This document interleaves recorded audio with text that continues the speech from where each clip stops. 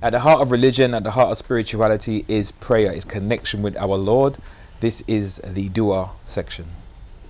This is the section that is always fulfilling for them, setting Absolutely. the day's trends. And with us, joining us today is, as our regular guest, Brother Haider Jazani. Thank you for joining us. It's a pleasure.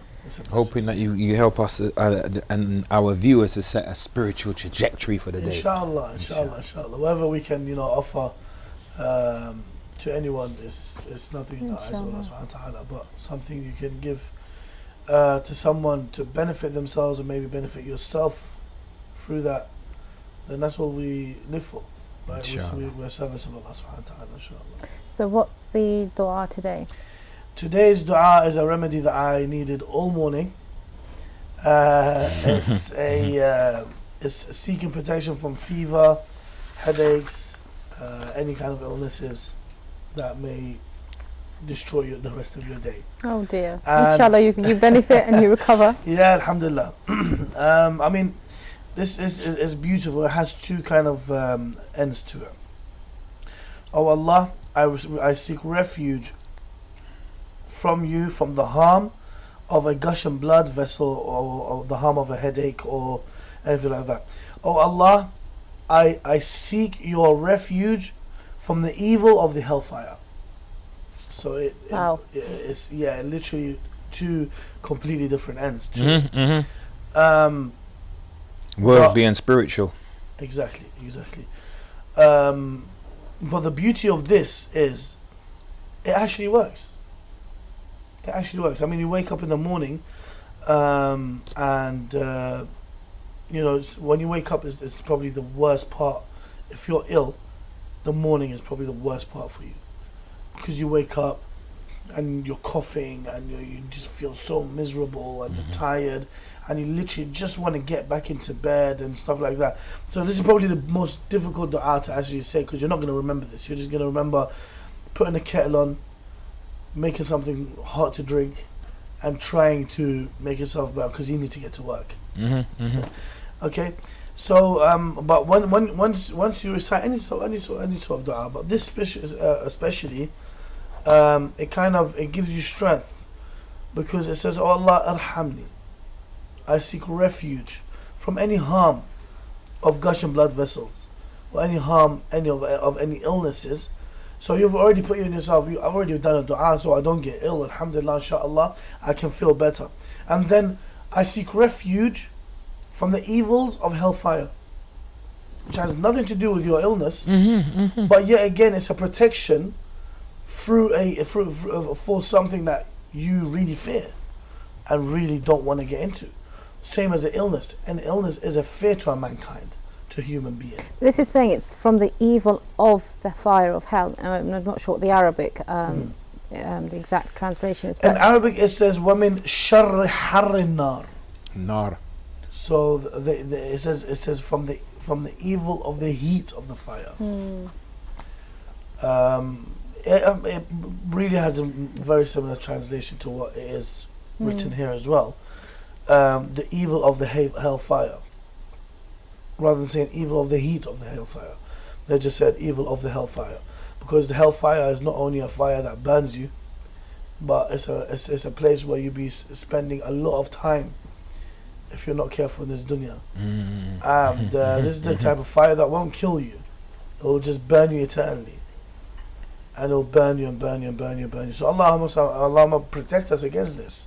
Of course. Yes, I mean. Did you think it means also that because that particular fire will be the inhabitant of evildoers, that when it says the heat of the evil, so I wouldn't imagine a fire is evil, but it's because it's constituting those evil inhabitants. I mean, Allah subhanahu wa ta'ala created every single creation for a reason. He created the angels for a reason. He created the devils and Iblis and the shayateen for a reason. He created the ins, the humans, for a reason. He created the jinns for a reason. Everything has a reason. He created the fires for a reason. The fire for a reason, and heaven for a reason as well. When Adam and Hawa was created, if Adam didn't have this tree, this apple, people say that we wouldn't need to be tested, because Allah has created us with a free will, but this free will has chosen what? To not go against what Allah subhanahu wa ta'ala tells you. Allah subhanahu wa ta'ala gave you the whole of the heavens, except one tree. Do not approach this one tree, but they was forgetful. You know? But He created what? He created the jinn. He created Iblis to what? To give you waswas in your mind, and tell you, by the way, there is no tree like that one in the whole of this heaven, you know. In the whole heaven, you go around it, that apple tastes completely different. And you being a human being, Weak. I'm not saying that was the case. But no, of course, we're talking in general of humans. So Allah subhanahu wa ta'ala created everything for a reason. He created hell for the people to be punished in this hell. And it's not out of no mercy from Allah subhanahu wa ta'ala. No, it's to show others that Allah subhanahu wa ta'ala will keep His word. This is promised to you. And this promise will be kept. And it's to show everyone else in that time. That time is called the day of judgment, where everything reveal itself, where the heavens will reveal itself, the hells will reveal itself, the earth, the dunya, the jinns, they will reveal themselves. We will be arwah. We'll be all the same. And we'll look in front of us and see that, okay, people are actually burning. So what they told us is actually true. Yeah. Isn't there supposed to be a sermon from the Prophet where he says that from his, is it the Miraj? And he comes back and reports to the Sahaba that the fire is true and the garden is true, and he's able to. He went. Allah subhanahu wa ta'ala sent him a buraq, which is a half horse, half, I don't know how to describe it. It's a heavenly creature, where Rasulullah rode this creature, and it took him, showed him hell, showed him the gates, showed him the person in the gates of hell, showed him the heavens, showed him everything that's going to happen.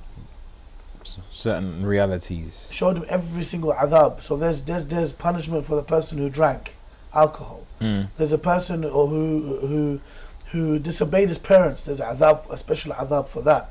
There's a adhab for a person who didn't wear hijab. Now these things might sound very cruel to say, but these things are actually, it's the reality.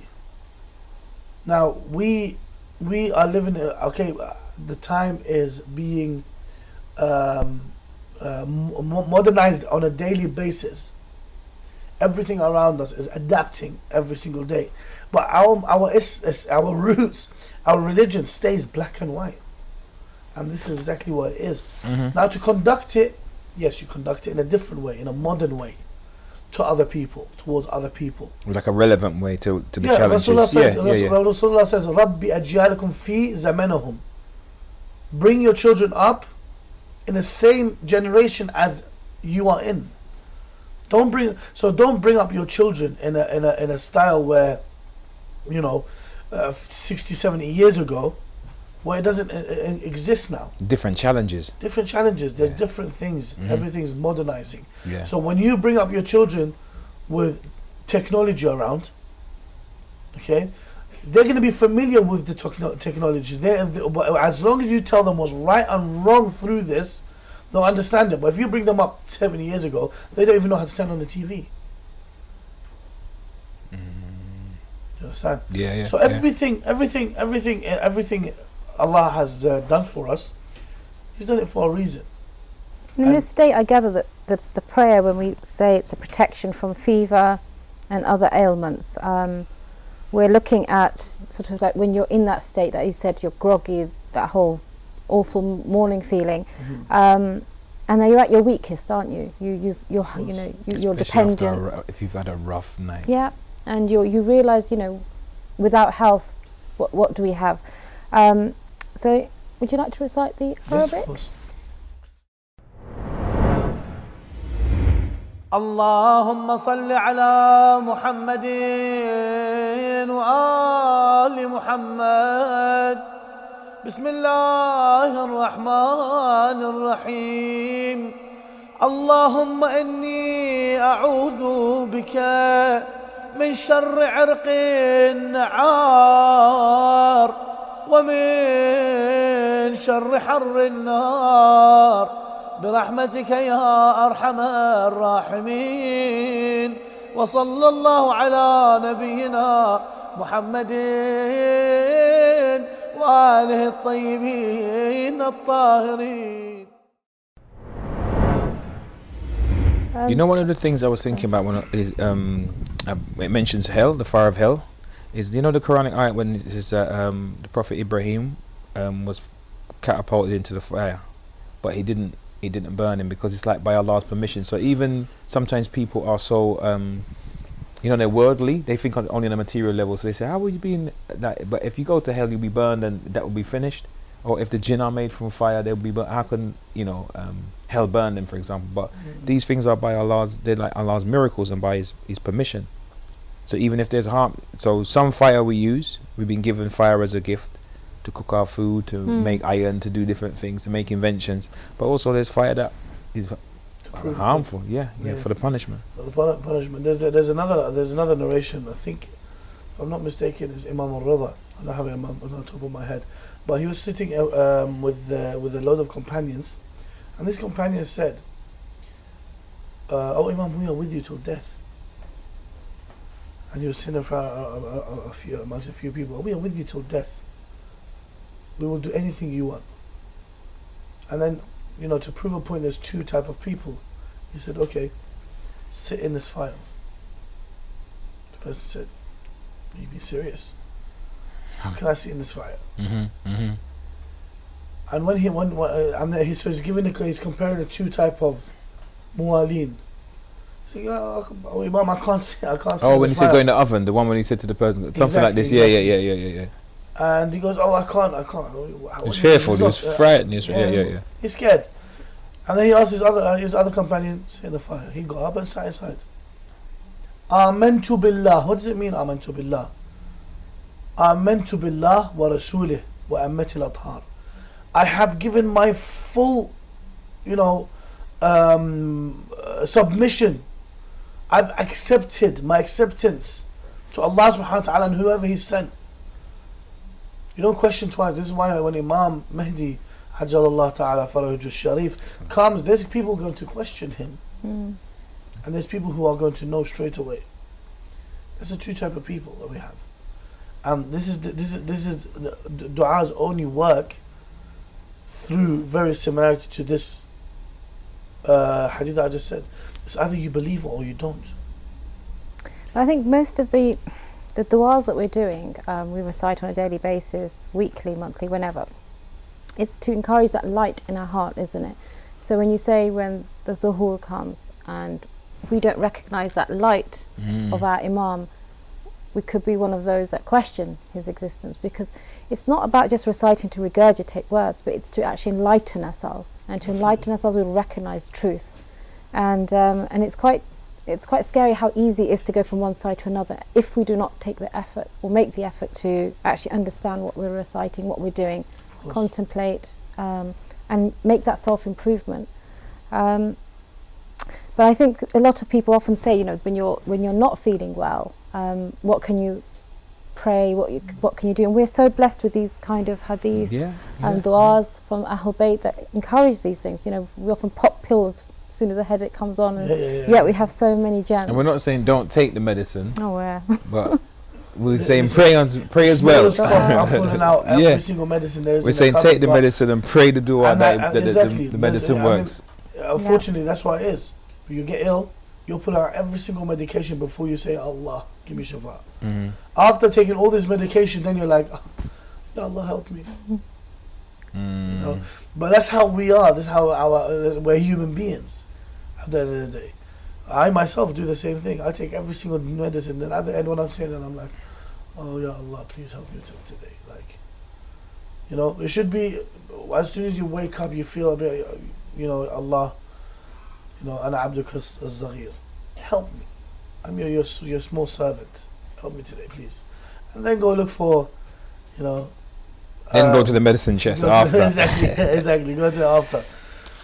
But inshallah, Allah gives us this patience towards, all of us, to go through these things and remember Allah subhanahu wa ta'ala. Because it's a difficult test, remembering Allah subhanahu wa ta'ala. You know, this test that Allah's given you, remember me. This is very difficult because sometimes you go out through the day and you forget. You just get busy with work or busy with whatever it is. What do you think you're just discussing, but like the root cause of our forgetfulness? Because it just seems so common. It's not unique to culture, to language, to religion. Human beings, just on the planet, we just seem to be very forgetful. I personally think this is why we're not infallible. Because the infallibles, dhikr Allah was in their head, in their mind, throughout the whole day. Everything they do was is to the sake of Allah subhanahu wa ta'ala. Yeah. Us as humans, at the end of the day, it comes down to greed. It comes down to self-thought. Now, when you go into work, you're just thinking of what? Benefiting yourself in work. Try to strive yourself, get as further as you can at work. So you're not thinking about anything else. It doesn't mean that you're a kafir and you've left the religion or blah blah blah. No, it doesn't mean that. It just means your mind was taken away. It was a distraction, which is not as deemed as a distraction, because working is part of sunnah. But do you also think that what is the distraction is because we're transient, although this is a transient existence, we tend to make it our permanent abode. So we focus everything on here and now, my job, my family, my responsibilities, but without really focusing on the spiritual side, where we are looking at the bigger picture, remembering Allah in all our actions, to make that niyyah that it's always Allah first, that we thank Allah, and we whatever we're doing, you bring Allah into that. Your thoughts should be there, but your body actions are in this world. But we don't live like that. We almost make the center of our universe here, as though there is no akhirah, as though we are not going to be answerable for our actions. I think we need to see, what it is that maybe we need to see things. So that our physical body is visible, so we concentrate on the physical world, but our soul is not physically visible, so we sometimes forget the soul, the ramifications on the soul. So people often can think about, I won't do this because it's bad for my health, or it could harm me physically, but they're not thinking about the damage certain actions will have on their soul. And I think this is where we're talking about du'as, but the dhikr we do every day, everything that we're praying, whether we're picking up a date or drinking milk, we've talked in previous mornings, that's reminding us, isn't it? Always be conscious of awareness of Allah. God consciousness, continually. And that's a struggle in itself. But unfortunately, that's all we have time for. Thank you so much. It's a blessing. Inshallah, another morning. Inshallah. Next up is Sister Masuma Jafar with hijab and etiquette, and they'll be discussing hijab and travelling.